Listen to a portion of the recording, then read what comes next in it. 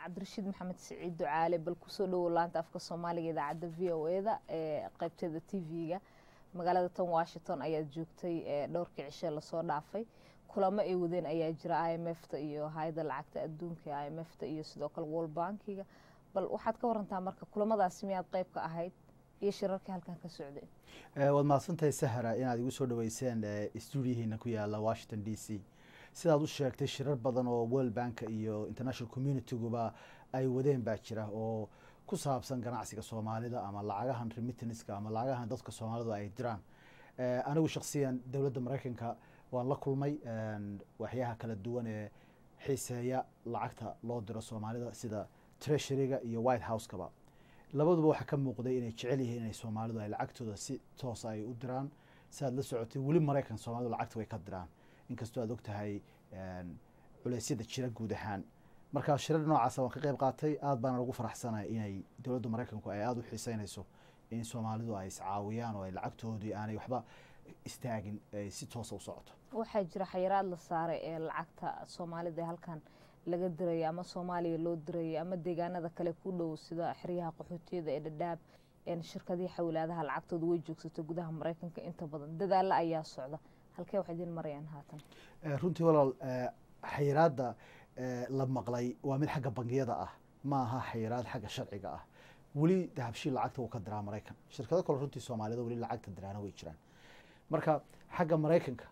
shirkadaha soomaalidu lacagta way ka diraan sharciga way ka haystaan on cilada ka jirta maraykan waa laga yaaba inay tahay xagga bangiyada oo laga yaaba inaanay shirkad waliba bangi wada haysanin laakiin xayiraadii maraykanka ma jirto waa gartay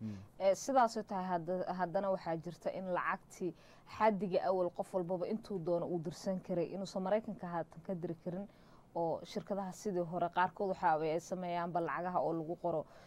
warqadaha loo yaqaano money orderka oo kale lacagta cadaanka aheedoo la qaadi jira shirkadaha qaarkood ma qaadaan qaar wayba xirmeenba oo waxay yiraahdaan meelaha qaarkood waxba ma diri karno marka taasima waxaad leedahay culeys naguma aha oo isbedel maaha runtii xagga dahabshiil baan u hadlayaa dahabshiil weli lacagti wuu ka diraa virginia aynu joogno caadi baa lacagta looga dirayaa columbus ohio waa laga dirayaa minnesota waa laga dirayaa marka dahabshiil shaqadiisii maraykanku way socotaa waa si jirtaa in shirkado kale oo soomaalida ay ama ay limit saareen lacagta ay dirayaan ama gobolada ay ka dirayaan ay yareeyeen oo ay gobollo keliya un culeys ka saareen marka maraykan weli lacagta waa laga diraa dowladda maraykanna lacagta weli way ogoshahay in la diro si sharciya maxaa yeelay haddii waddo sharciga la waayo waad ka fahmi kartaa dhibaatada dhacaysa lacagta underground bay gelaysaa suuq madow bay gelaysaa humanitarian dad baahan oo ku noolaa bay saameynaysaa siyaasadda guud ee maraykankay saameynaysaa maxaa yeelay soomaalidu inay wax istaraan oo horumarkooda ay soo noqoto dowladda maraykanka way xiiseynaysaa marka laakiin mushkiladdu waa bangiyada oo ka baqaya in iyaga la ganaaxo waad ka socotaa intaa bangiyo badan baa adduunka la ganaaxaya qaar ama south america ha ahaadeen ama iran ha la xidhiidheen ama meelo kaleba ha la xidhiidheen marka iyagoo cabsidaa qaba guud ayuunbaa soomaaliyana ay soo gashay sheekada waxaa jira xayiraad la saaray howlihii xawilaadaha ee kenya oo dhan waqooyi bari kenya kamida oo goobaha dadka sida weyn ay ugu noolaayeen lacagaha dibadaha laga diro oo qoysaskooda meelaha ay ka biilaayeen marka ma jiraan dadaalla haatan aad dooneysaan inaad bal dowladda kenya wax uga dhaadhicisaan ama si kale aad ku furi kartaan ama dib ugu soo celin kartaan howlihii adeegii xawilaadaha kenya kenya waa nasiib daro qaraxii ka dhacay iyo dhibaatadii ka dhacay gaarisa ee dadka masaakiinta ay ku dhinteen in ganacsatadii soomaalida oo dhan aan waxba loo kala reebin liis la geliyey magacii soomaalida oo dhan weliba waxaa la geliyey kuwii sharciga haystay in la yidhaahdo yaa sharci haysto la geliyo waa nasiib daro jirta taa dowladda kenya waanu kala xidhiidhnay rajo weyn waa ka qabnaa saad la socotid ra-isul wasaaraha soomaaliya laftiisu kulankii uu la yeeshay madaxweyne ku-xigeenka kenya arrimaha uu kala hadlay bay ka mid ahay taas iyo qaxoontiga marka dowladda kenya go-aankay qaadatay waan fahmayaa dhibaatada dhacday gaarisa ka dhacday cidina taa ku farxi mayso waa nasiib daro dad masaakiinah oo dhalinyara oo wax baranaya inay dhintaan laakiin isla markaana go-aanka kale dowladda kenya qaadanaysaa iyada lafteeda waxa wey inaan masaakiin kale oo masaariiftoodii helayay ama shirkado ganacsiyo adduunka o dhan ka shaqeeya in magaca soomaaliyeed la yidhahdo magaca soomaaliyeed umeyaan liiska aynu raacino iyagoo aan wax dembiya lagu helin maxkamad la saarin dembigoodii la baadhin waad ogtahay inay nasiib darro tahay waana ku rajo weynahay in dowladda kenya markay dib u eegaan go-aankoodii inay shirkadaha qaar ka saari doonaan liiskaas xayiraadaha meelaha qaarkood iyo tuhumada haatan soo baxaya shirkadaha xawlaadaha dhammaan laga qabo ka hor intaysa dhicin ma jirtay waxaad uga hortegi karteen ama isku xirnaan adinka dhexdiina ah si dhibaatadan haatan taaganaysa u imaan arrinta kenya ka dhacday waxay sal ku lahayd gaarisa wixii ka dhacay dowladda kenya shirkadahaanu ka midka nahay way laysan bay siiyeen ay ku shaqeeyaan way udhid garayn jireen oo waraaqo ah inay udhidkoodii ay ka baxeen 3 bilood ka hor dahabshiil kenya central bank wuu udhid gareeyey wuxuu yidhi shaqadiina habi baan ku nahay arrinta walaal kenya ka dhacday qaraxa kenya ka dhacay ee aada og tahay ayuunbay la xidhiidhaa waan fahmayo emotionalkeeda iyo saameynta dadka kenya ku leedahay marka qasab waa shirkado soomaaliyeed meelaha qaar isku danka ah meelaha qaar ka wada tartama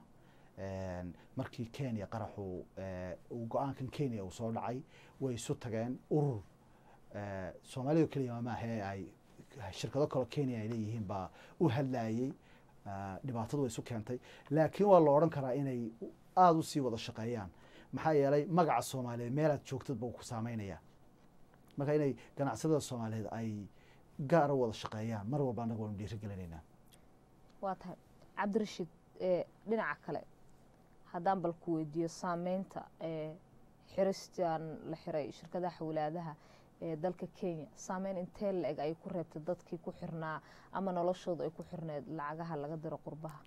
walaal waxa weeyaan marka ugu horeysa kenya dalka kenya waa dal muhiima weeyaan soomaalida u ah muhiim waxaa jooga dhammaan soomaalidii ka yimi soomaaliya waxaa jooga soomaalidii kenya u dhalatay kenyaanka iyo dadka kenyaanka laftoodaba dhammaantoodba shirkadaha ay dahabshiiliya ka mid yihiin way isticmaalaan waxaa kaloo jooga hay-adaha n g o yada loo yaqaano ama humanitarianka ee degan kenya iyaguna caawinaya soomaaliya dhammaan shirkadahaasu si toosan iyo si dadbanba shirkadaha soomaalida ee lacagaha dira way isticmaalaan qasab go-aanka kenya wuu saameeyey arrintaas sidaan hore kugu sheegay wadamada kale caadi bay shaqadeeda uga wada socotaa oo ay lacagta looga diraya waa kenya oo keliya taasan doonayaan ku celceliyo si aanay dadkeena dhegeysanaya ama ina daawanaya ay u ogaadaan dhibaatadani waa mid ku kooban kenya oo keliya ee aan wadamada kale aan gaadhsiisanayn waa tahay haddiiba kaba soo qaad dowladda kenya ay ku adkeysato inay ka noqon weydo go-aankeeda maxaa idin qorshaysan oo meel idin yaala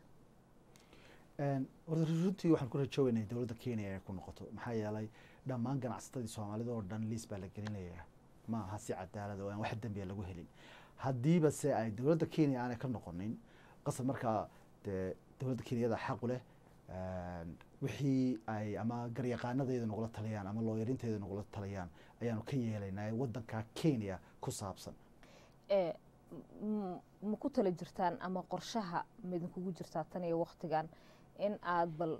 gudihii soomaaliya bangi aad kala qayb qaadan kartaan lacagaha oo lagu diro oo si loo helo la xisaabtan cad iyo lacagta meela ku dhaceyso in la ogaado dowladda soomaaliya cidaad kala hadasheen ama wax hadda idin socda ma jirtaa dahabshiil baan ugu ka hadlaya dahabshiil bank saad la socotid wuu ka jiraa muqdisho wuu ka jiraa hargeysa jabuuti wuu ka jiraa bangi ahaan waa jiraan bangiyo kaloo soomaaliya leeyihiina way ka jiraan qasab soomaaliya caalamku wuxuu ka haysto ama warka uu ka helayaba bangiyada reer galbeedku ay ku go-aan qaadanayaan ma aha halkaa waan kugu celinayaa inuu dahabshiil ama shirkad kale dembi laga helay ma jirto walaal haddii dembi laga heli lahaa maanta halkanba kulama fadhiyeenba laakiin bangiyadu waxay rabaan meelay lacag ku diraan bangi ay la xisaabtamaan cid lagu ogaado lacagta cidda qaadanaysa in la ogaadaa la rabaa ayaa la leeyahay wadadaasi ma idin furanta inaad heli kartaan wadadaasi way jirtaa walaal waxa weeye lacagta iminka waan ognahay ciddaan lacagta siinay nidaamku wuu yaalaa laakiin caalamku soomaaliya waxay ka maqlayaan dhibaataday ka maqlayaan baa qayb ka ah bangiyada maraykanku mid keliya muqdisho iyo hargeysa tegey ma jiro mid keliya ogaaday sistamka ay ku shaqaynayaan ma jiro marka warka ay ka helayaan jaraa'idka ay ah qarax baa garowa ka dhacay qarax baa muqdisho ka dhacay qarax baa wadada kismaayo agteeda ka dhacay ee jaraa'idka new york times iyo washington post ay ka akhriyayaan ayaa bangiyadan maraykanka iyo jooga ay go-aan ku qaadanayaan hadda mayla fahamtay marka waxaan doonaya halkaa caddeeyo ma aha dahabshiil ama shirkad heblaa waxaa khalad sameeyey go-aanka kuma qaadanayaan waxay go-aanka ku qaadanayaan warkaa guud ee ay soomaaliya ka maqlayaan ugu dambeyntii xalku muxuu yahay xalka qasab waxa weeyaan in dowladaha maraykanka kuwa regionka jooga afrikaanka kuwa soomaalida jooga weliba soomaalida maamulada kala duwani in ay ka wada shaqeeyaan sidii lacagtu ay ugu socon lahayd ayaanay marraba ka istaagi lahayn dadka masaakiinta ah ee sida sharciga la doonaya lacagtooda u helaan waad ku mahadsantahay inaad nagu soo booqatay laanta afka soomaaliga idaacadda v o a cabdirashiid aad baad u mahadsantahay Sahra.